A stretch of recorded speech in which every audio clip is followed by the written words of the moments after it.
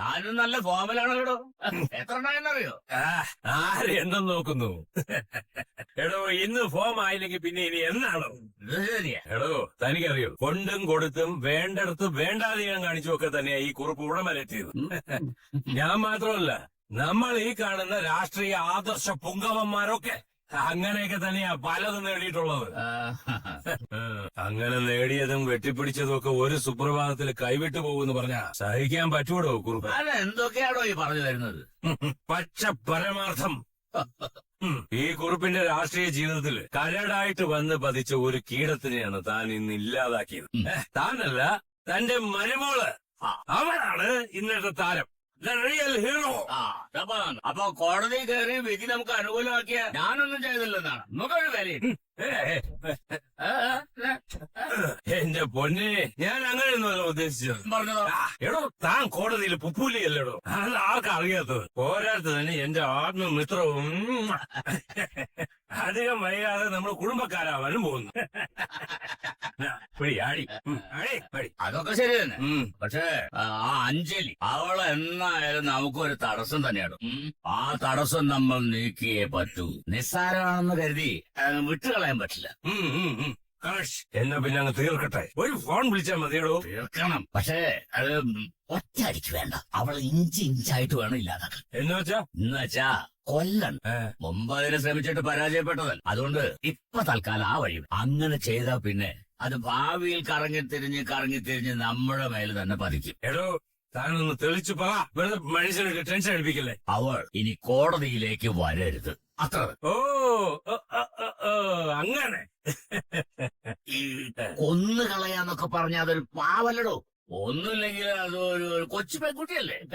അവള് ഈ കോടതി വിട്ട് ആശുപത്രി വരാന്തയിൽ ഇങ്ങനെ കണ്ണീരും കയ്യുമായിട്ട് അലഞ്ഞു തിരിഞ്ഞ് തെണ്ടി നടന്നു. മനസ്സിലായി. നാരകിക്കണം അവള്. ഈ രാഘവനുണ്ണിയുടെ മുന്നിൽ തലയുയർത്തി നിൽക്കാൻ ഭയക്കുന്ന ജൂനിയേഴ്സിന്റെ മുന്നിൽ, കോടതി വരാന്തയിലുള്ള ആളുകളുടെ മുന്നിൽ വെച്ചാ അവളെന്നെ വെല്ലുവിളിച്ചത്. അത് പാടില്ലായിരുന്നുവെന്ന് ഓരോ നിമിഷവും ചിന്തിച്ച് വേണം അവൾ മുന്നോട്ട് പോകാൻ. നാളെ രാഘവനുണ്ണി എന്ന പേര് കേട്ട നടുക്കണം. അതാണ് എന്റെ ആവശ്യം. എന്റെ പൊന്നോ, എടോ, താൻ ഈ വക്കീല് പണിയിലൊന്നും ഒതുങ്ങേണ്ട ആളല്ലടോ. കാഞ്ഞ ബുദ്ധി സംസാരമാ തനിക്ക്. താൻ ഈ വക്കീല് വോട്ടൊക്കെ വലിച്ചെറിഞ്ഞ് കളഞ്ഞിട്ട് രാഷ്ട്രീയത്തിലോട്ട് ഇറങ്ങടോ. നമുക്ക് ഒരുമിച്ചൊരു പിടി പിടിക്കാന്നേ. ആ കോംപ്ലിമെന്റ് ഇപ്പൊ പറഞ്ഞ കോംപ്ലിമെന്റ് ഉണ്ടല്ലോ, അതിൽ ഞാൻ സുലൈമാൻ. എന്തായാലും ഇപ്പൊ രാഷ്ട്രീയത്തിൽ തൽക്കാലം താനുണ്ടല്ലോ, അത് മതി. നമ്മള് ഈ കേസ് കോടതിയൊക്കെ ആയിട്ട് ഇങ്ങനെ കാര്യം ചെയ്യും. നമ്മളീ പറഞ്ഞതൊക്കെ ഒരു നടപടിയാക്കാൻ വേണ്ടത് ചെയ്യും. അത് ഞാൻ ഏറ്റടോ. ഈ കൊല്ലുന്നതിനേക്കാളും സുഖം കൊല്ലാതെ കൊല്ലുന്നതാ. താൻ പറഞ്ഞപ്പോഴാ ഞാനും അത് ആലോചിച്ചത്. ഈ കൊന്നു കഴിഞ്ഞാൽ പിന്നെ ആ ത്രില്ലങ്ങ് പോവും. മറ്റേതാവുമ്പോ നമ്മുടെയൊക്കെ ഈ കൺമുന്നിൽ തന്നെ കിടന്ന് ഇങ്ങനെ പെടഞ്ഞ് ആ ഒരു സുഖം അല്ലടോ. പിന്നെ ഈ കൊല്ലാതെ കൊല്ലുന്നത് കൊച്ചിനെ തന്നെ ആകണമെന്നില്ല. ആ കൊച്ചിന്റെ വേണ്ടപ്പെട്ടവരെ ആരെങ്കിലും ആയാലും മതി. വേണ്ടപ്പെട്ടവര് അത് അത്രയ്ക്ക് അങ്ങ് വർക്കാവൂ?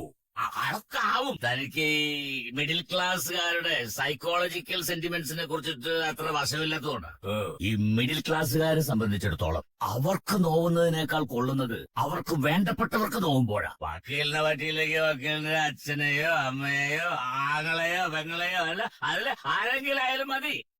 അത് മതി. അതോടെ അഞ്ജലി വക്കീലിന്റെ ശിഷ്ടകാലം കോടതി വരാന്തയിൽ നിന്നും ആശുപത്രി വരാന്തയിലേക്ക് മാറും. കാശിനും സഹായത്തിനും വേണ്ടി അവർ കൈ നീട്ടി അലഞ്ഞു തിരിഞ്ഞു നടക്കും. കേസ് കിട്ടും, BNS ഒക്കെ മറക്കും. അങ്ങനെ തൊഴിൽപരമായിട്ടുള്ള ഒരു മരണം, അത് കഴിഞ്ഞിട്ട് മതി അവളുടെ യഥാർത്ഥ മരണം. എന്താ പറ്റൂ? എപ്പോ പറ്റിയെന്ന് ചോദിച്ചാ മതി.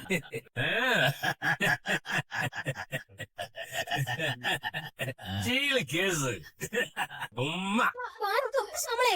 അയ്യോ ശ്യാമളെ, അമ്മ വാതിൽ ശ്യാമളെ, വാതിൽ തുറക്കാൻ. ശ്യാമളെ, ശ്യാമളെ കഥ തുറക്കാൻ, വാതിൽ തുറക്ക ശ്യാമളെ. അയ്യോ ശ്യാമളെ, ശ്യാമളെ കഥ തുറക്ക ശ്യാമളെ. കഷ്ടമായത്. എന്താ ഇവിടെ?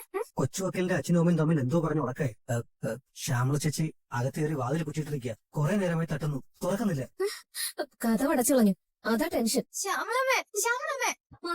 അമ്മേ, അമ്മേ വാതിൽ തുറക്ക്. അമ്മേ അഞ്ജലിയാ വിളിക്കുന്നത്. വാതിൽ തുറക്ക്. അമ്മേ, അമ്മേ വാതിൽ തുറക്കമ്മേ. അമ്മേ അഞ്ജലിയാ, വാതിൽ തുറക്ക്. അമ്മേ അഞ്ജലിയാ, വാതിൽ തുറക്കാൻ. തുറക്കമ്മേ. എത്ര നേരിട്ട് വിളിക്കുവാ. വാതിൽ തുറക്കമ്മേ. അമ്മേ, അമ്മേ, അമ്മേ വാതിൽ തുറക്ക്. ഞാനാ വിളിക്കുന്നേ. കുഞ്ഞപ്പ നിങ്ങൾ പോയിക്കോ, ബാക്കിയുള്ളവരോടും പോകാൻ പറ. ശരി. എല്ലാരും വന്നേ ഒന്ന് ഇറങ്ങിയേ പോവാം വാ. അതെ ഇവിടെ പ്രശ്നമൊന്നുമില്ല. അത് പിന്നെ ശ്യാമള ചേച്ചിക്ക് ചെറിയൊരു തലവേദനയായിരുന്നു, അതുകൊണ്ട് ഉറങ്ങിപ്പോയതാ. ഇപ്പൊ എല്ലാം ഓക്കെ ആയി. എന്നാ പിന്നെ എല്ലാവർക്കും പോവാം. പോട്ടെ, എല്ലാരും വന്നേ ഇങ്ങോട്ട് വരാനല്ലേ പറഞ്ഞു. വാ. എന്താ അച്ഛമ്മ, അമ്മ എന്തായി കാണിച്ചേ? എന്തിനായിരുന്നു ഈ ആത്മഹത്യ നാടകമൊക്കെ? നാടകവും ഒരു നാടകവും ഇല്ല, ചാവാൻ തന്നെ തീരുമാനിച്ചത്. അല്ലെങ്കിലും എന്നെ പോലുള്ള പാഴ് ജന്മങ്ങളിൽ ചത്ത് തൊഴയുന്ന തന്നെയാ നല്ലത്. കുറഞ്ഞ പക്ഷം മറ്റുള്ളവർക്ക് ഉപദ്രവം ഉണ്ടാവില്ലല്ലോ. എന്താ അമ്മ ഈ പറയുന്നേ? അമ്മ എന്തിനാ ഇപ്പൊ ഇങ്ങനെയൊക്കെ ചിന്തിക്കുന്നേ? എന്താ ഇവിടെ പ്രശ്നം? പ്രശ്നങ്ങളേ ഉള്ളൂ. എനിക്ക് വയ്യ ഇനി അതൊന്നും കാണാനും കേൾക്കാനും. ഞാൻ പറയുന്നൊന്നും എന്റെ മോള് കേൾക്കാറില്ല. ഇപ്പതാ എന്റെ ഭർത്താവിന് വേണ്ട എന്നെ. ഞാൻ ചത്ത് തൊലയുന്ന നല്ലതെന്ന് മുഖത്ത് നോക്കി ആ മനുഷ്യൻ പറഞ്ഞത് ശരിയായിരിക്കും. എന്നെ പോലെ ആർക്കും വേണ്ടാത്തവരൊക്കെ ഭൂമിക്ക് ഭാരാവാതെ ചത്ത് തൊലയുന്ന തന്നെയാ നല്ലത്. അമ്മ മതി, ഇനി ഒന്നും പറയണമെന്നില്ല. അത് മറ്റൊരു വഴക്കിലേക്ക് കലാശിക്കും. ശരി, ഇവിടെ ആരോട് എന്ത് പറഞ്ഞു എന്നൊന്നും എനിക്കറിയില്ല. പക്ഷെ ഒരു കാര്യം എനിക്കറിയാം. ഞാൻ ഈ പത്മയുടെ കേസ് ഏറ്റെടുത്തത് മുതല ഇവിടെ പ്രശ്നങ്ങൾ ഒന്നിനു പുറകെ ഒന്നായിട്ട് വന്നു തുടങ്ങിയത്. ഇനിയെങ്കിലും എല്ലാവരും ഒരു കാര്യം വിശ്വസിക്കണം. ഞാൻ ഈ കേസ് വാദിച്ചത് എനിക്ക് ലക്ഷങ്ങളൊന്നും നേടാൻ വേണ്ടിയിട്ടല്ല. എന്റെ അനുജത്തിയുടെ പ്രായമുള്ള ഒരു പെൺകുട്ടിക്ക് നീതി വാങ്ങി കൊടുക്കണമെന്ന് മാത്രമേ ഞാൻ ചിന്തിച്ചിട്ടുള്ളൂ. അതിലൂടെ പേരോ പണമോ പ്രശസ്തിയോ ഒന്നും ഞാൻ ആഗ്രഹിച്ചിട്ടില്ല. പക്ഷെ അത് ഇത്രയും കുഴപ്പങ്ങൾ ഉണ്ടാക്കി വെക്കുന്നത് ഞാൻ സ്വപ്നത്തിൽ പോലും ചിന്തിച്ചില്ല. ഇപ്പതാ എന്റെ അമ്മ ജീവൻ കളയാൻ വരെ തയ്യാറായിട്ട് നിൽക്കുക. ഇതിലപ്പുറം ഒരു ദുരന്തം ഈ വീട്ടിലുണ്ടാവാനില്ല. അതുകൊണ്ട് ഞാൻ ഈ കേസ് ഉപേക്ഷിക്കോ. ഞാൻ തോറ്റമ്മ, തോറ്റു. അമ്മയുടെ ജീവൻ നഷ്ടപ്പെടുത്തിക്കൊണ്ട് ഈ അഞ്ജലിക്ക് ഒന്നും വേണ്ട. എനിക്ക് അമ്മയും അച്ഛനും ആര് ചേച്ചി ഈ വീടും ഇതൊക്കെയാ എന്റെ ലോകം. ഇതിനപ്പുറം ഒരു സ്വർഗവും അഞ്ജലി സ്വപ്നം കണ്ടിട്ടില്ല, കാണുകയില്ല. അതുകൊണ്ട് ഞാൻ തീരുമാനിച്ചു ഇവിടെ നിർത്താൻ. ഞാൻ എല്ലാം ഇന്ന് ഈ നിമിഷം ഇവിടെ വെച്ച് എല്ലാം അവസാനിപ്പിക്കുക. പത്മ കേസിൽ ഇനി ഈ അഞ്ജലി ഉണ്ടാവില്ല. ഇത് ഞാൻ എന്റെ അമ്മയ്ക്ക് തരുന്ന വാക്ക്. അങ്ങനെ വലിയ ബുദ്ധിമുട്ടൊന്നുമില്ല. ഒരു 4-5 ലക്ഷം രൂപ അക്കൗണ്ടിൽ FD ഉണ്ടേ. ഷെങ്കൻ വിസയൊക്കെ ഈസി ആയിട്ട് പോരുന്നേ. യൂറോപ്പിലെ 29 രാജ്യങ്ങളിൽ യാത്ര ചെയ്യാൻ അത് മതി. എന്തായാലും വിസ വെരിഫിക്കേഷന് പോകേണ്ടി വരും. വിസ വെരിഫിക്കേഷൻ ഒന്ന് പോണം, അത്രയല്ലേ ഉള്ളൂ. ഹണിമൂൺ ആഘോഷിക്കാൻ പാരീസ് വരെ പോവാങ്കി ഒരു വിസ വെരിഫിക്കേഷന് മറ്റൊരു സിറ്റി വരെ പോകാനാണോ ഇത്ര പാട്? ഞാൻ പറഞ്ഞില്ലേ, ഇതൊക്കെ ഒരു യോഗമാണ് മോളെ. ശരി, നാളെ പാർലറിൽ വെച്ച് കാണാം നമുക്ക്. Okay, good night. അഭിയെ വിശ്വംഭര കുറുപ്പങ്കിൾ അന്വേഷിച്ചു. ഇന്നിവിടെ അനുപമയാണ് താരം. കുറുപ്പങ്കിൾ എന്നെ കുറിച്ച് പറഞ്ഞത് അഭി ഒന്ന് കേൾക്കണായിരുന്നു.